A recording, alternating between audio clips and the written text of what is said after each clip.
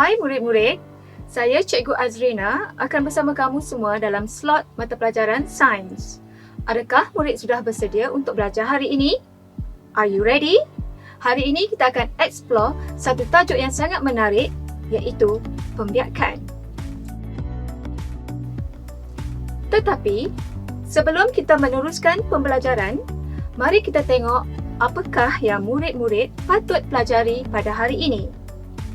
Pertama, murid-murid akan mengenal pasti dua jenis pembiakan, iaitu seks dan aseks beserta contoh. Kedua, murid-murid akan mengenal pasti organ pembiakan bagi lelaki dan wanita beserta fungsinya. Mengapakah proses ini sangat penting? Ini adalah kerana tiada organisma yang kekal di dunia ini. Semuanya akan mati disebabkan oleh faktor usia, penyakit, kebuluran atau bencana alam. Maka, populasi sesuatu organisma tersebut akan menurun.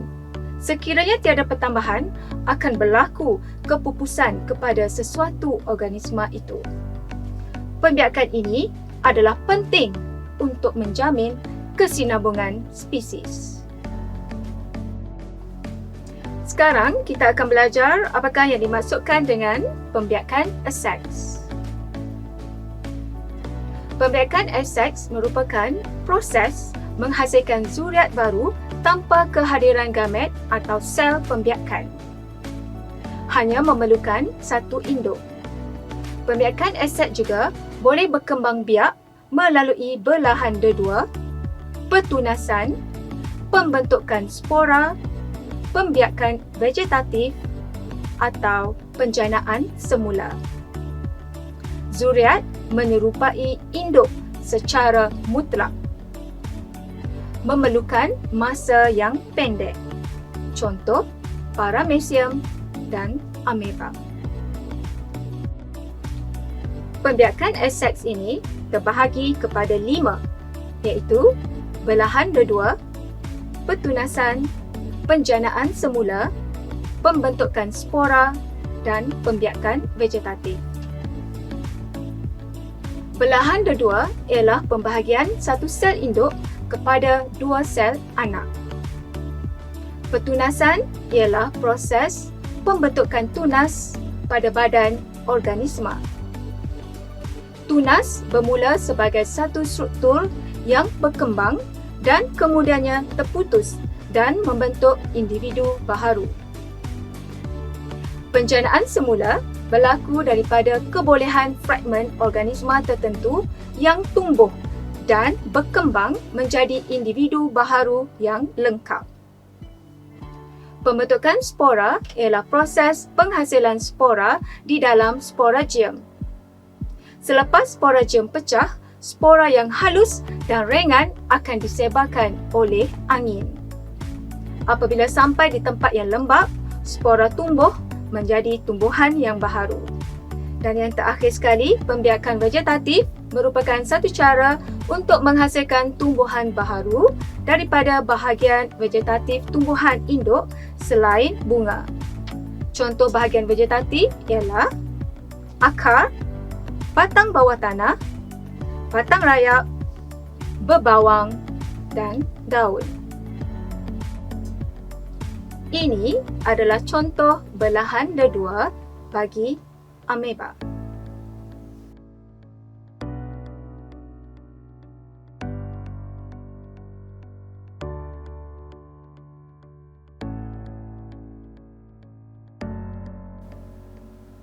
Ini adalah contoh pertunasan bagi hydra.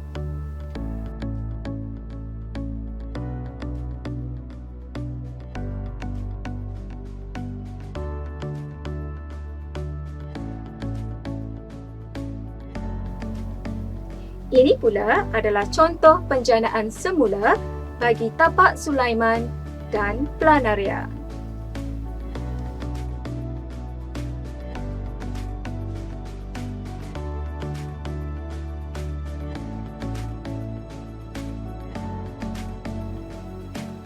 Paku pakis merupakan salah satu contoh pembiakan aseksual bagi pembentukan spora.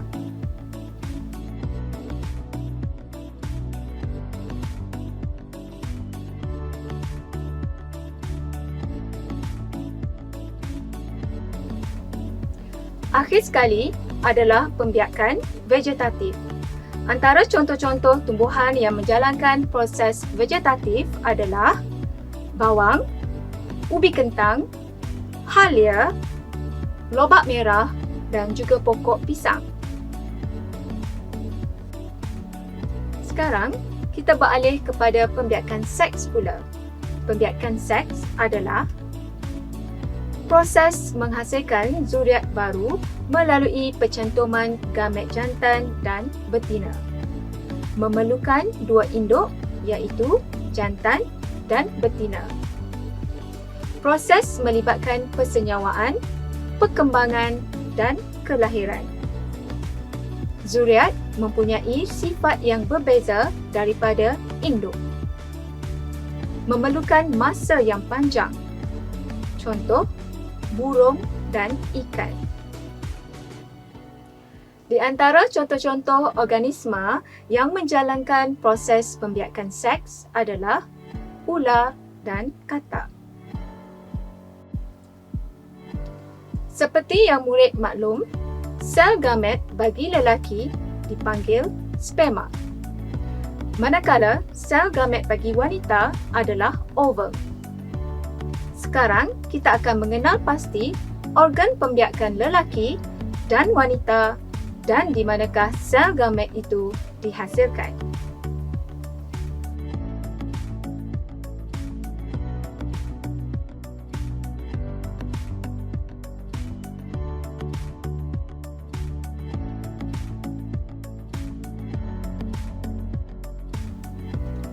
Kita tengok fungsi setiap bahagian yang dinyatakan tadi.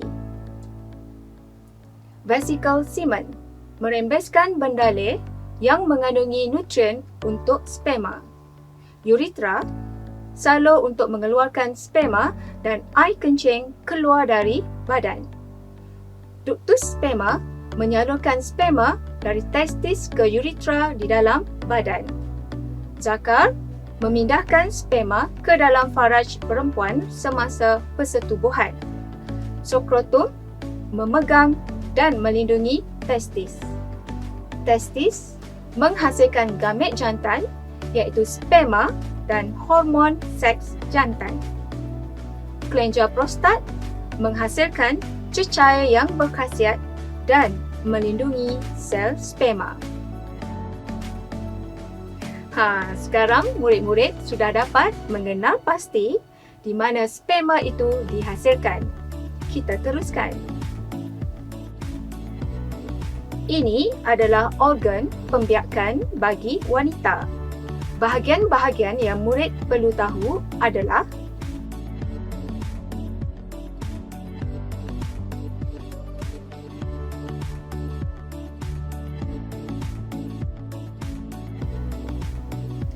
sekarang, kita tengok fungsi-fungsi setiap bahagian yang dinyatakan tadi.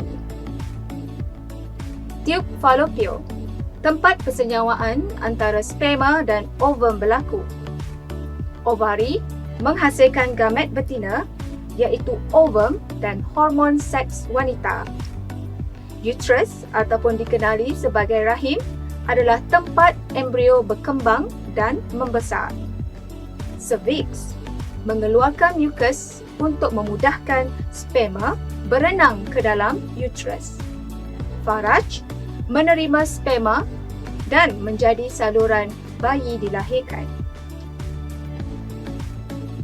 Baiklah, kita sudah sampai ke penghujungnya. Cikgu hendak cek balik, adakah murid-murid boleh menguasai pembelajaran pada hari ini? Pertama, kita belajar tentang dua jenis pembiakan iaitu seks dan juga aseks. Kedua, mengapa pentingnya proses pembiakan ini? Ketiga, murid-murid boleh menerangkan dan menyenaraikan jenis pembiakan aseksual beserta contoh. Keempat, murid-murid boleh menerangkan apakah pembiakan seks. Dan yang terakhir sekali, kita belajar tentang organ pembiakan lelaki dan wanita beserta fungsi-fungsinya. Jadi, terima kasih kerana bersama dengan Cikgu Azrina. Diharap pembelajaran pada hari ini dapat membantu pelajar untuk memahami dengan lebih mendalam berkenaan dengan topik pembiakan. Sehingga berjumpa lagi.